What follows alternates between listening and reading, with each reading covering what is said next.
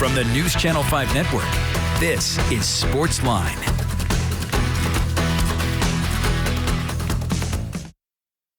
Hey there, Titans Talk on your television. Steve Layman here with you. Glad you are here with us on this Monday night on News Channel 5 Plus. And for the first time in 4 weeks, it is back to Victory Monday for the Tennessee Titans and the folks over there at St. Thomas Sports Park. Titans beat the Jaguars 20-0 yesterday at Nissan Stadium. It was the team's first shutout since 2018.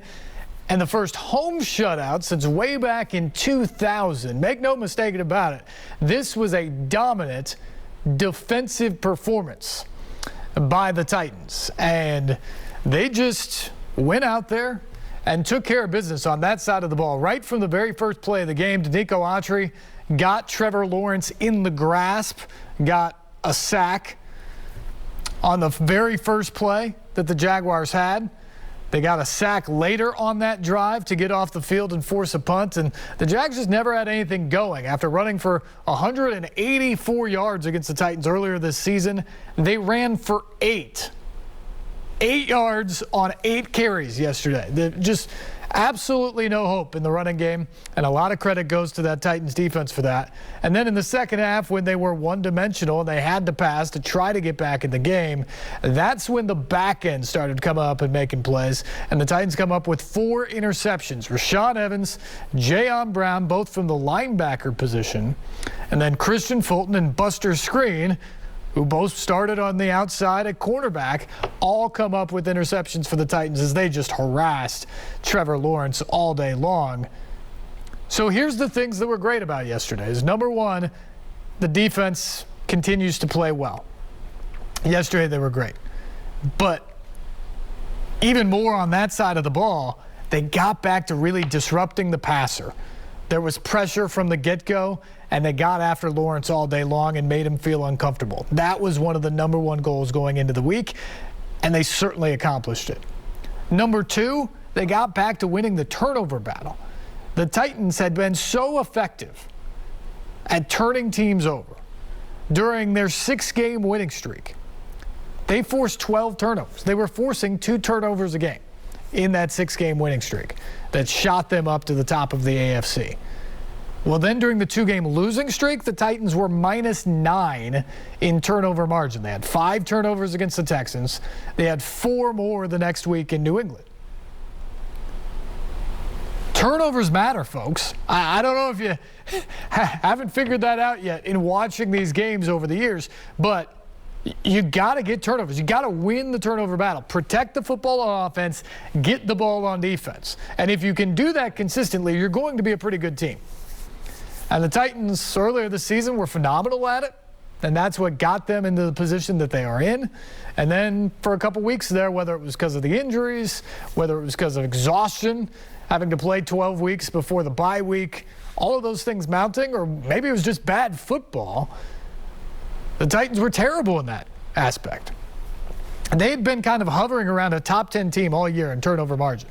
And then the last 2 weeks, when they went -9, they dropped to near the bottom of the league. They were bottom 5, bottom 6 in the league in turnover margin going into the bye week. And then they come back yesterday and they're a +4. So now you've shot back in kind of the middle of the pack. And that's going to be a huge key for this Titans team, especially until they get fully healthy offensively. We've talked about this before, but when you have Derrick Henry and you have A.J. Brown and you have everything clicking on all cylinders offensively, you can overcome some of the mistakes. You have the ability to overcome a penalty. You have the ability to overcome a turnover on the last drive, or the fact that maybe the defense doesn't get a stop on a certain possession. But when you don't have those guys, as we've seen now over the last several weeks because of all of the injuries, that's when you have to play complementary football. You have to be able to go get the ball on defense. You have to be able to protect the ball on offense. Certainly the Titans didn't do that against Houston or New England. Yesterday they did. The offense didn't do much, but they did just enough. And most importantly, there were no catastrophic mistakes. Ryan Tannehill took care of the football. They ran for 100 yards. They were efficient in the passing game. Not great. No big plays. Nothing was explosive. but they took care of the football. And then defensively, you get the 4 interceptions. Now, the next step is capitalizing more on them. The Titans need to get more off of what they forced defensively. They really should have been able to blow that game out even more than it was yesterday. So that's something to work on moving forward. And then offensively, you do need those explosive plays. And maybe in a couple of weeks when they hopefully get A.J. Brown back, and certainly by the end of the season when they hope to have Derrick Henry back, they can work on that and add that back into the offense. But right now, this is an offense that is methodical. And yesterday's win, dare I even call it boring, it was just enough to win a game, buoyed by championship-level defense.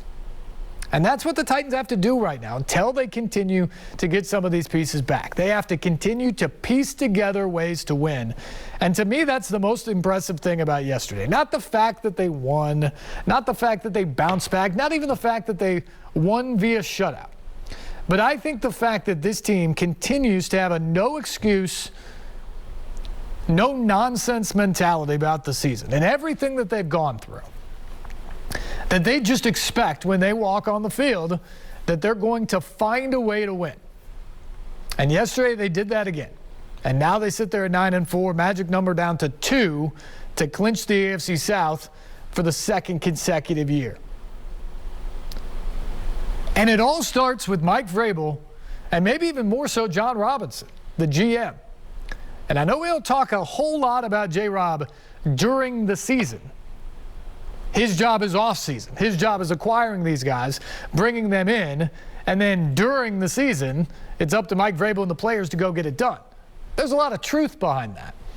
But it should not be lost after this particular win. But yesterday, the Titans secured a 6th straight winning season.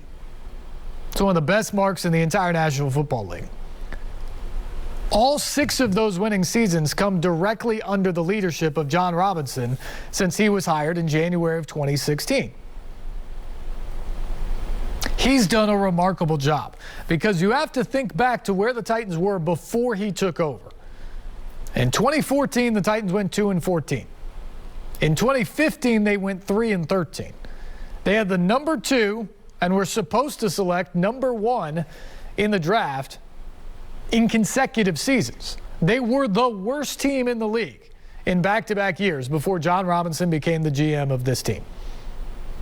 Since then, they've had 6 consecutive winning seasons. They're about to go to the playoffs for a 4th time in that stretch. This has become one of the contenders in the NFL, and it's certainly become one of the winning franchises in the NFL. And it should not be understated the job that John Robinson has done. And for that matter, it shouldn't be understated what Amy Adams-Strunk has brought to the Titans franchise as the controlling owner. Because if you remember back during that stretch, there were a lot of questions. Bud Adams had passed away. The Titans were losing every game. Ken Wisenhunt was an epic disaster as a head coach. Tommy Smith was kind of running the franchise from afar, not doing a very good job. Fans were disenfranchised completely with what's going on.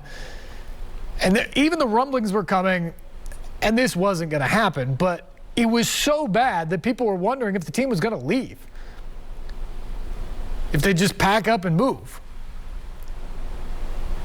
They had a lease in place and some of those things. So again, that wasn't going to happen, but that's how bad it was. And Amy Adams-Strunk came in, and she made big-time moves. She fired and hired a general manager. She fired a coach. She hired a new team president. She took over the controlling ownership. She revamped the facility. She's made adjustments and improvements to just about every facet of the team. And maybe the biggest decision she made was to hire John Robinson. And Robinson, along with Mike Mularkey, helped change the culture in Tennessee and got them onto the winning track.